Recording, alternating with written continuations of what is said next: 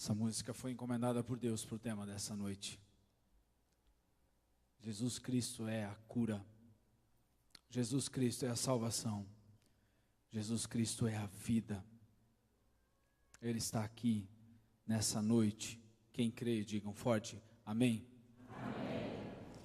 Quero agradecer a todas as mulheres por terem ficado conosco ainda para esse culto. A gente sabe que vocês vão ter que trabalhar amanhã cedo e logo depois do culto vão sair ligeiro para poder honrar com os compromissos de amanhã, mas esse culto tem sido engrandecido pela presença de vocês. Estiveram aqui também servindo, desde a música com todo o grupo, como solos. Quando as mulheres começaram a subir, parecia que brotava a mulher de todos os cantos da igreja subindo. Saía mulher de tudo que é canto para subir. Parece que quando eu chego em casa para almoçar também acontece isso, sai uma de cada canto, né? Lindo ver a participação das mulheres e com o tema muito bem escolhido, muito bonito, sobre servir, e que Deus abençoe cada uma também ao servir ao Senhor. Hoje o tema é uma continuação de um tema, que comecei na semana passada, mas não por isso que vocês não vão entendê-lo sem pegar a primeira parte.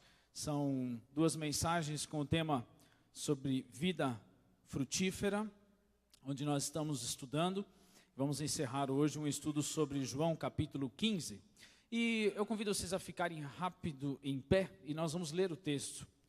Em pé para vocês esticarem as pernas, se concentrarem aí no texto bíblico, que nós vamos olhar alguns pontos ainda juntos. Eu sou a videira verdadeira e meu pai é o agricultor. Todo ramo que estando em mim não dá fruto, ele corta. E todo que dá fruto, ele poda, para que dê mais fruto ainda. Vocês já estão limpos pela palavra que lhes tenho falado. Permaneçam em mim e eu permanecerei em vocês. Nenhum ramo pode dar fruto por si mesmo, se não permanecer na videira. Vocês também não podem dar fruto, se não permanecerem em mim. Eu sou a videira, vocês são os ramos. Se alguém permanecer em mim e eu nele, esse dá muito fruto. Pois sem mim vocês não podem fazer coisa alguma. Se alguém não permanecer em mim, será como o ramo que é jogado fora e seca. Tais ramos são apanhados, lançados ao fogo e queimados. Se vocês permanecerem em mim e as minhas palavras permanecerem em vocês, pedirão o que quiserem e lhes será concedido. Meu Pai é glorificado pelo fato de vocês darem muito fruto, e assim serão meus discípulos. Como o Pai me amou, assim eu os amei, permaneçam no meu amor. Se vocês obedecerem os meus mandamentos, permanecerão no meu amor, assim como tenho obedecido aos mandamentos do meu Pai, e em seu amor permaneço. Tenho dito essas coisas, essas palavras, para que minha alegria esteja em vocês e a alegria de vocês seja completa. Feche seus olhos. Deus, mais uma vez te peço que essa palavra gere vida, uma vida frutífera dentro de nós. Ajude-nos a compreender aquilo que o Senhor quer nos dizer também ainda, através dessa palavra, dessa noite. Em nome de Jesus, amém. Podem tomar seus lugares. Nós vimos na semana passada 4 pontos. Eu até pensei em distribuir uva hoje, mas vai ficar ainda para uma próxima. Seria muita uva. Vimos que Jesus é a videira, Deus é o agricultor e nós somos os ramos. A importância de nós nos colocarmos no nosso devido lugar e saber também qual é a função de Cristo, que é a videira principal. Falamos que o ramo infrutífero é cortado. Portanto, o texto deixa claro que você não pode passar uma vida inteira no reino de Deus sem nunca produzir nenhum fruto espiritual. É muito perigoso. Nós vimos também de uma maneira especial sobre o ramo que dá fruto e então é podado pelo Pai para que dê mais fruto ainda. E esse foi quase que o ponto principal da mensagem passada, onde nós falamos que temos que aprender que Deus, que nos ama e que reconhece os frutos em nossa vida, também vai nos podar aqui e ali, para que a gente possa dar frutos ainda melhores na próxima colheita. Hoje quero falar sobre mais alguns pontos, por isso aparece aí o número 4, porque está na sequência, e eu quero dizer, a primeira coisa que está no versículo 4, diz: permaneçam em mim e eu permanecerei em vocês. O primeiro chamado que tenho para essa noite, a ênfase dessa parábola, é que ela toda é um chamado a permanecer. Nós falamos sobre a poda, de que Deus às vezes vai nos cortar algumas coisas, não devemos ficar logo tristes por isso, mas o chamado não é para nos mostrar que Deus vai nos cortar, e sim, o chamado é para permanecer. Não fuja, fique aí, permaneça apesar de que Deus vai trabalhar na sua vida.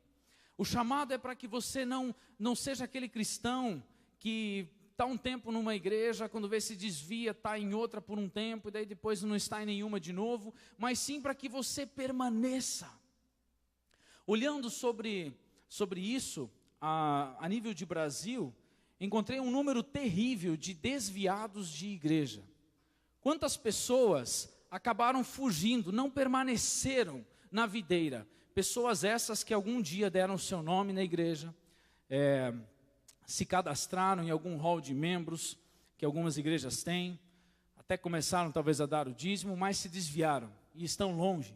Esse número no Brasil, estima-se que seja entre 30 e 40 milhões de pessoas desviadas. 30 a 40 milhões de brasileiros, algum dia estiveram em alguma igreja, algum dia falaram, não, eu vou ficar aqui, mas por algum motivo ou outro, se desviaram e não permaneceram na videira, e lógico que acabaram nunca dando frutos em sua vida. O outro ponto que eu quero trazer para nós, depois de dizer e te convidar a permanecer nisso, eu quero dar ênfase no versículo 4, que também nos fala de como que funciona a produção dos frutos. Nenhum ramo pode dar fruto por si mesmo, se não permanecer na videira. Vocês também não podem dar fruto se não permanecerem em mim. Quando estudamos o tema vida frutífera, então nós temos que entender que afastados de Cristo, ninguém vai poder produzir nada, e eu coloquei a palavra eterno para que você entenda que aqui se trata de frutos eternos. Na semana passada eu dei um exemplo do churrasqueiro, né, que é aquele que tem a sua alegria quando ele serve o churrasco, e a outra pessoa então que come o churrasco fala assim, uau, que delícia. O pico emocional do churrasqueiro é quando o outro se alegra com algo que ele fez. E o pico emocional do cristão de coração também é quando ele vê a outra pessoa se alegrando por algo que ele lhe entregou, que é Jesus Cristo. Ontem tive a oportunidade de fazer um churrasco para minha filha Nicole. Estava sozinho com ela e com a Lena. E aí, filha, o que vamos fazer? Vamos na Dois Irmãos, eu quero churrasco. E aí, na hora de sair, falei, bom, estamos só em dois, é mais barato, né? Aí, vamos lá então. Daí, na hora que íamos sair, perto do meio-dia, não, pai, eu quero que você faz. Mudei de ideia. Quase meio-dia já. Que carne que você quer? Eu quero a carne de porco, porque eu gosto de carne de porco.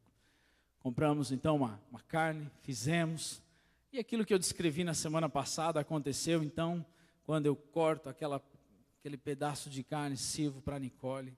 E ela não só comeu e falou, Ela desceu da cadeira dela, veio do meu lado, só nós e a Lena observando, deu um abraço e falou, obrigado, pai, por esse churrasco. Aí dei um pedacinho para a Lena, ela não fala ainda, mas ela fez assim, aplaudiu. É aquele momento onde você fala assim, puxa, eu fiz algo que trouxe alegria ao outro. O cristão vai dar fruto eterno quando a outra pessoa receber Jesus Cristo e falar, uau, eu recebi algo eterno que você me passou.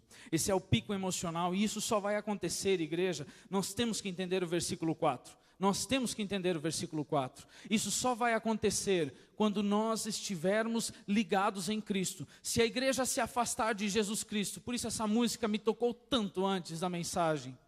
Ele é a cura, Ele é a vida. Uma igreja pode às vezes tornar a sua mensagem totalmente voltada para a ética e moral. E eu sei que muitas pessoas às vezes trazem seus filhos para a igreja não estão preocupados com Jesus, na verdade eles querem que seus filhos aprendam ética e moral. Você está me entendendo? Eu quero que meu filho se comporte, eu quero que meu filho ame ao próximo. Pastor, dá um jeito aí, porque ele precisa respeitar o irmãozinho.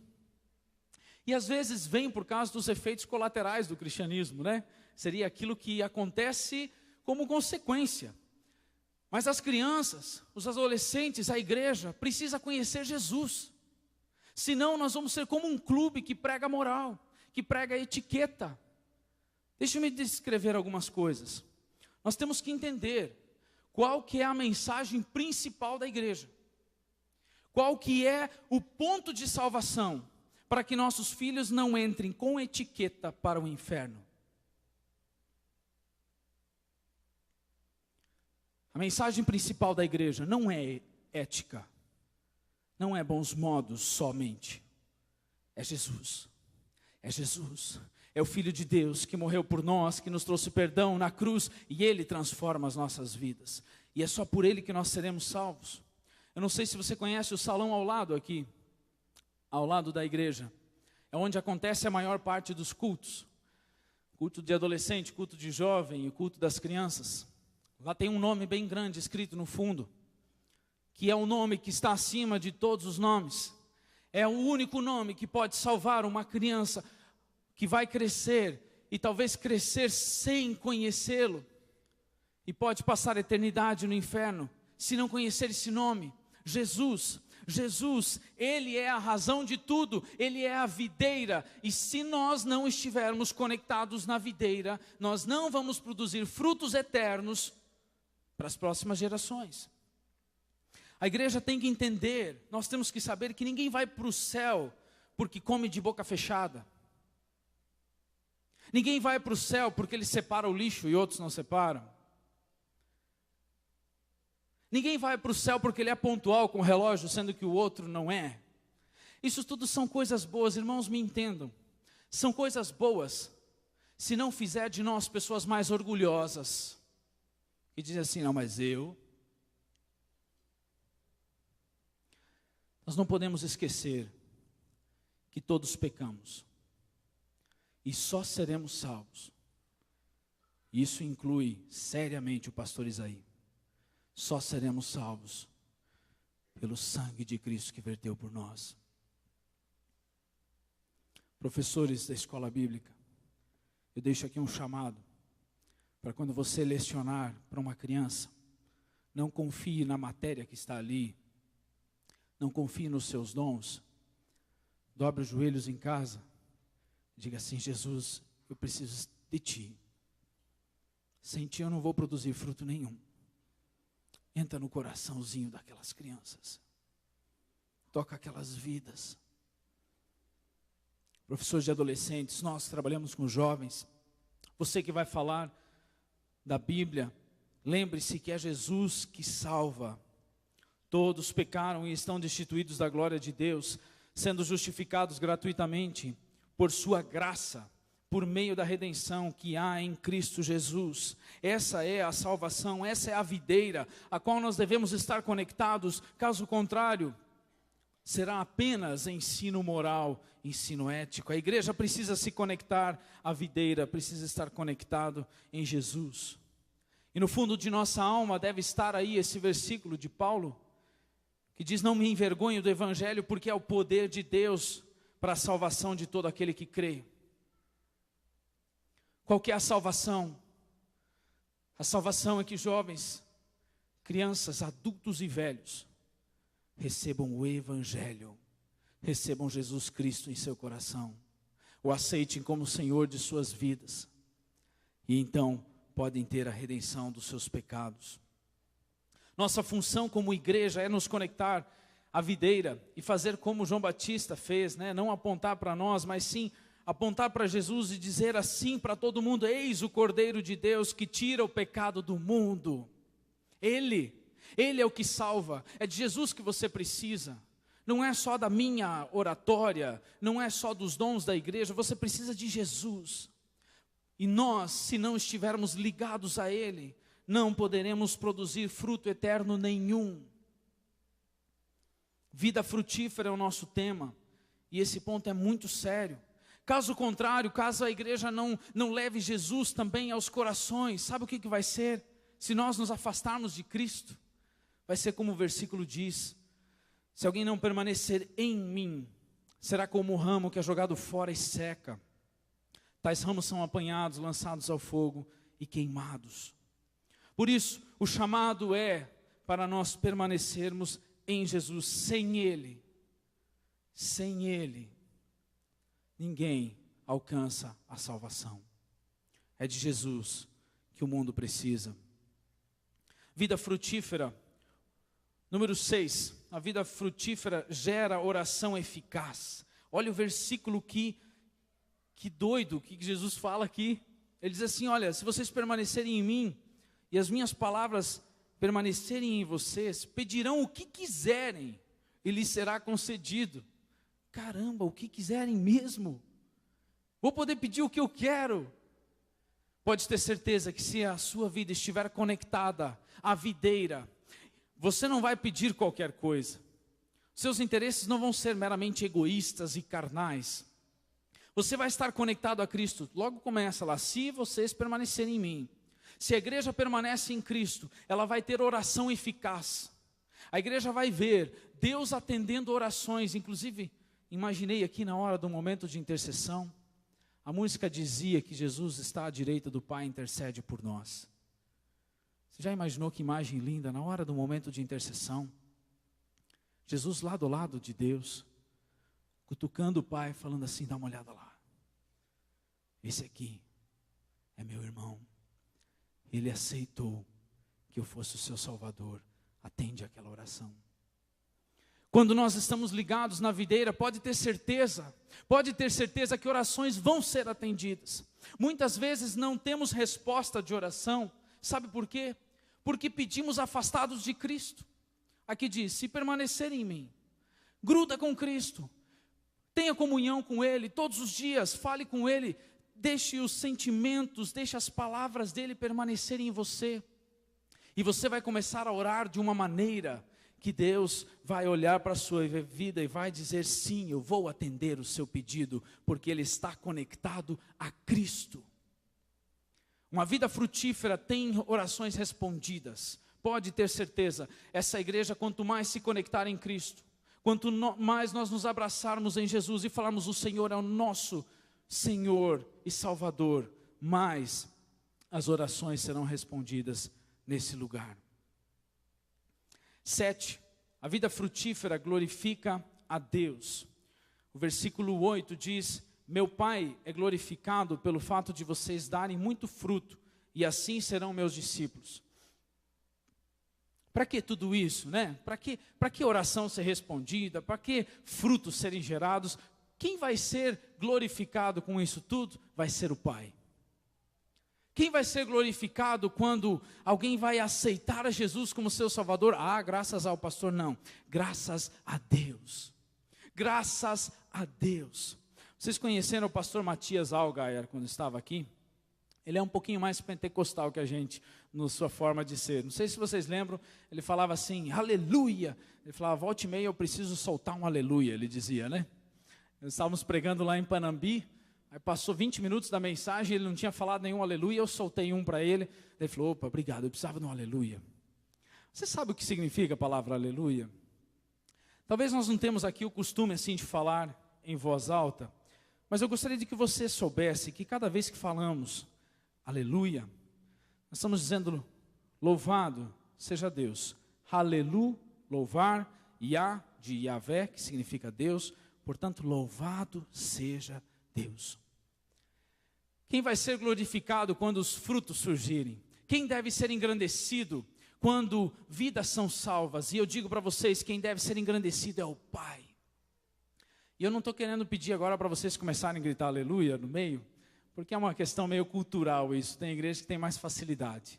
Mas eu quero pedir algo bem sério para vocês. Cada vez que alguém canta aqui e toca o seu coração, cada vez que... tinha um aleluia aí no meio.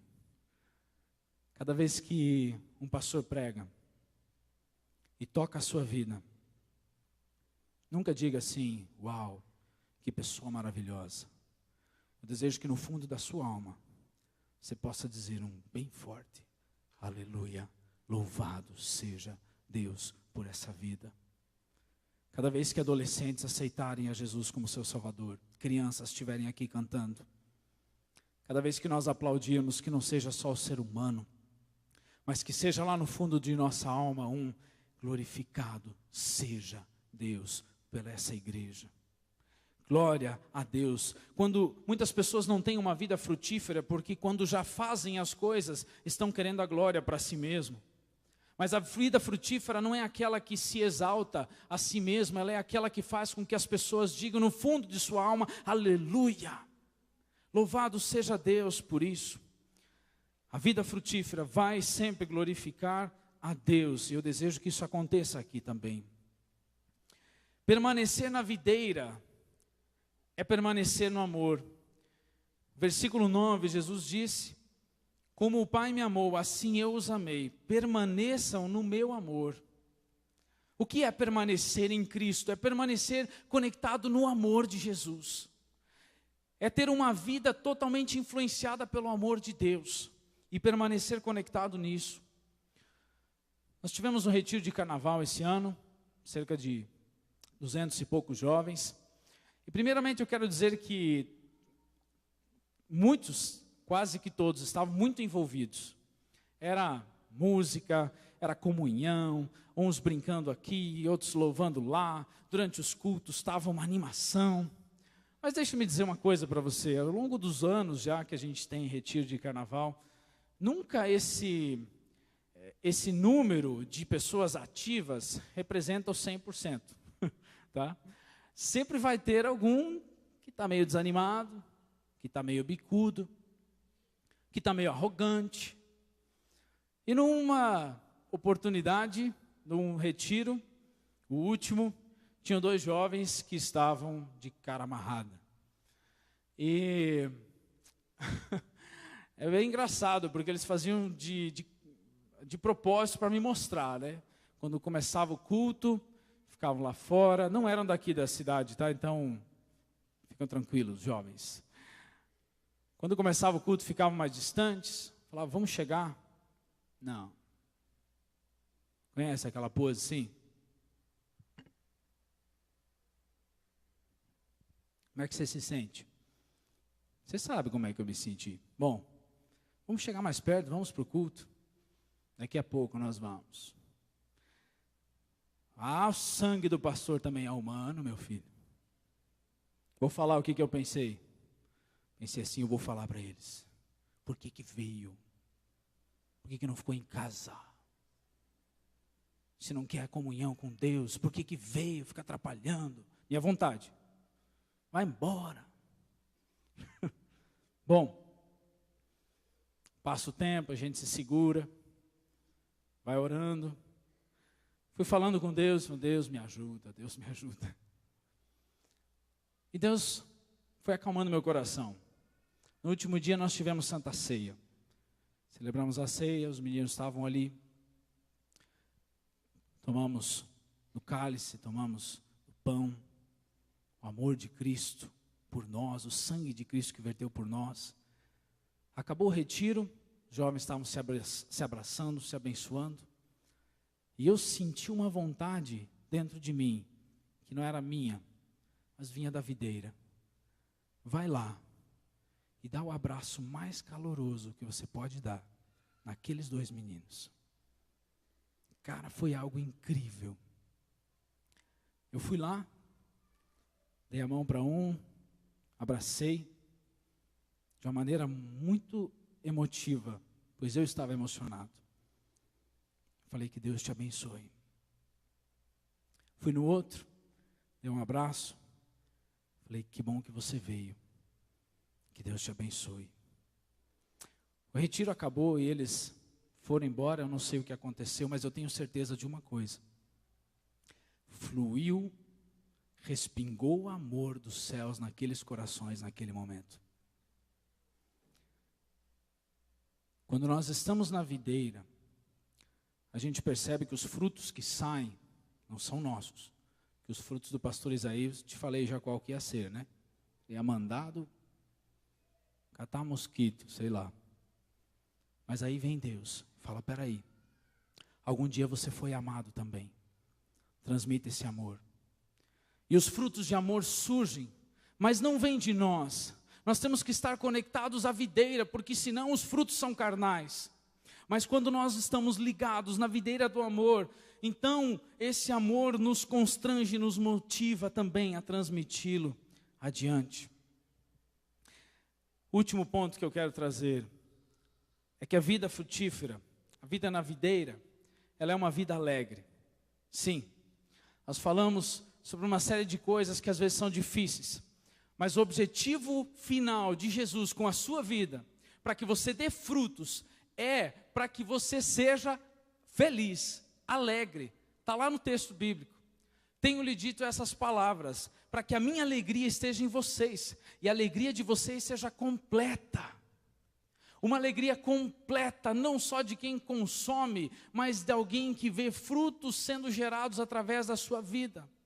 E aí, a alegria está estampada no rosto do outro, assim como era a alegria de Jesus.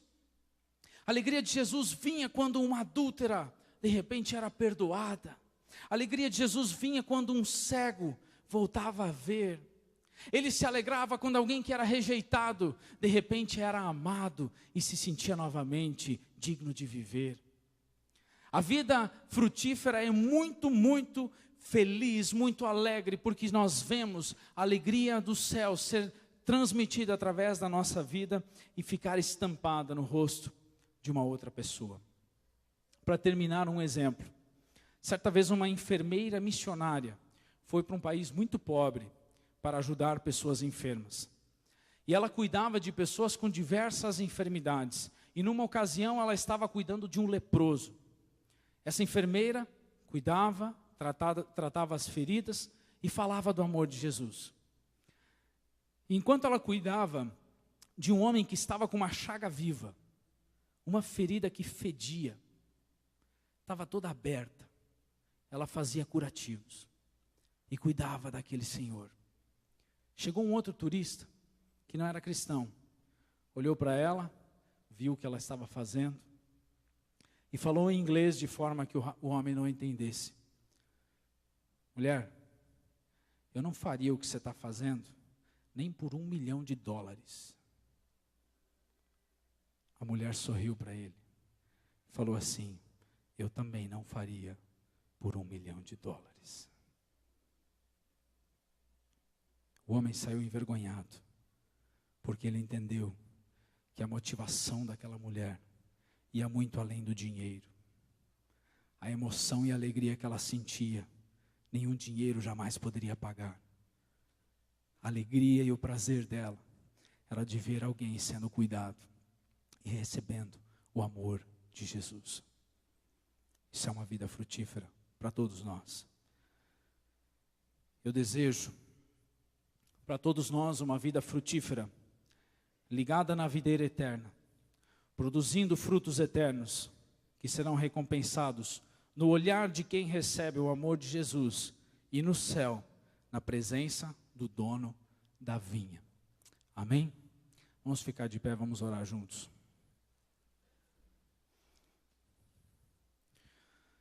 Deus querido, eu quero te pedir que o Senhor esteja cuidando da videira que é Cristo.